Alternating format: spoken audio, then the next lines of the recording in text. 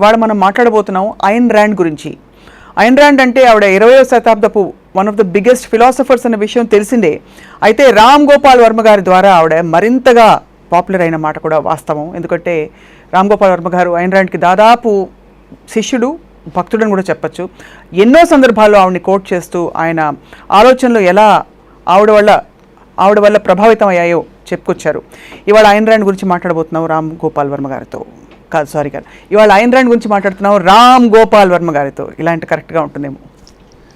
ఐన్ ర్యాండ్తో అంటే బాగుంటుంది. Ayn Rand మీరు మామూలుగా చెప్పి రామ్ గోపాల్ వర్మ. ఇక్కడ పర్స్పెక్టివ్ ఎవరిది? మీది. Okay, thanks. కాబట్టి మీరే ఫోకస్.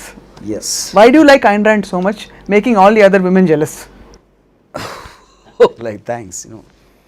ఇక్కడ see there are 2 points. ఒకటి, ఐన్ ర్యాండ్ని నేను పాపులర్ చేయాలి అన్నది అంటే ఇప్పుడు తెలుగులో మీడియాలో డైరెక్ట్గా మాట్లాడటం వలన, లేకపోతే చాలాసార్లు ఇంటర్వ్యూల్లో ఆవిడ పేరు ప్రస్తావించడం వలన కొన్ని గ్రూప్లో ఏదో ఐన్ ర్యాండ్ అంటే రాము చెప్తూ ఉంటాడు ఎప్పుడు అని ఒక ఇది వచ్చింది.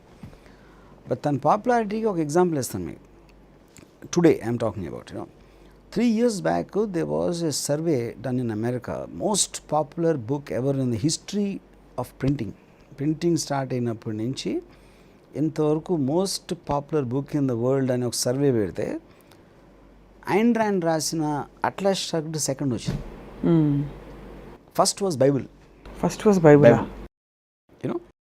సో ఇంకా దాని తర్వాత ఇంకా పాపులారిటీ గురించి ఇంకా అంటే మాట్లాడేది అవసరం లేదు. ఇప్పుడు నాకు ఫస్ట్ టైము ఒక సేయింగ్ ఉంది, if you are not a communist before 25 you have no heart, if you are a communist after 25 you have no head.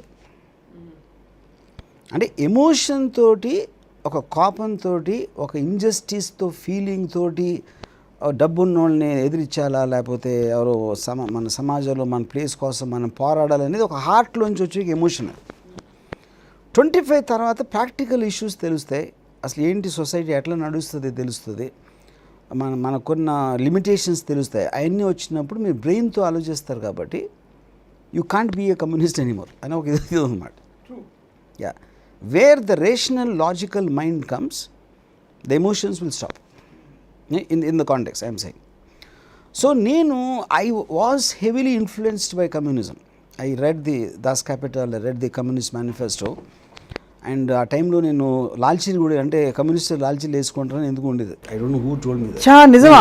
అవును, యాక్చువల్లీ మీ ఫోటోలు ఉన్నాయి కదా. అవును, లాల్చీలు వేసుకుని కళ్ళజోడు పెట్టుకుని కళ్ళజోడు ఆబ్వియస్లీ నాకు స్పెక్స్ ఉన్నాయి. తర్వాత చెప్పులు బ్యాగు, ఇవన్నీ నాకు తెలిసి అప్పుడు ఆ టైంలో ఒక డైరెక్టర్ ఉండేవారు, నేను పేరు మర్చిపోయాను, ఈ చరిత్ర ఏ సిరాతో అలాంటి సినిమాలు వస్తూ ఉండే, ఆటల్లోంచి గెటప్స్ వచ్చి ఉంటాయని నా ఫీలింగ్. లేకపోతే లాల్చీ ఎక్కడికి వచ్చిందో నాకు తెలియదు. వేసాలి Satyanarayana, correct. So when I first read Ayn Rand, Fountainhead అనేది ఇంజనీరింగ్ కాలేజ్లో, వెన్ ఐ వాజ్ రఫ్లీ 18 years old, I read Fountainhead. 18-19 ఆ మధ్యలో ఎప్పుడు. I was shocked with the book in terms of మొత్తం నేను అంతవరకు నమ్మిన ఒక ఫిలాసఫికల్ సిస్టమ్ ఏదైతే ఉందో, Das Kapital, Communist Manifesto, it overturn everything and it showed me a completely new direction, not only about a political theory are economic theory, about the man himself. నువ్వు నీ ఆలోచనలు, అసలు నువ్వు నీ గురించి ఏమో ఇండివిజువలిజం అనేది first time I saw that. Objectivism and the first time in matter. So how did that book happen to you first of all? See, the book actually was given to me by Satyendra. Satyendra దగ్గర huge collection ఉండేది books on philosophy. దాంట్లో one of the books was Fountainhead నేను చదివిన తర్వాత I of course read all the other books like Nietzsche, Spinoza, Descartes, Emmanuel Kant and everything, but what kept on bringing me back to Ayn Rand, because Ayn Rand the applicable philosophy, it is applicable to modern society, it is applicable to everyday situations. ఎందుకంటే కథ రూపంలో రాశారు. She created a character, ఒక world తను create చేసి మనకు అర్థమయ్యే వరల్డ్ని దాంట్లో తను క్రియేట్ చేసిన క్యారెక్టర్ని పెట్టింది. ఎవరైతే తన ఫిలాసఫీ నమ్ముతాడో, తన ఫిలాసఫీకి ఒక బాడీ క్రియేట్ చేసింది. హోవర్డ్ రార్క్ అనే ఒక మనిషిని క్రియేట్ చేసి that guy believes in the objectivism philosophy of Ayn Rand. అప్పుడు నేను రీడర్గా నేను హోవర్డ్ రాక్ లాగా నేను చూస్తే ప్రపంచాన్ని, నా ప్రపంచం తన కళ్ళతో చూస్తే అప్పుడు నిజంగా తల్లోకి ఎక్కుతుంది ఏంటనేది, which is not the case with Nietzsche or Spinoza or Schopenhauer or anybody for that matter. That is what uniquely setup. Right.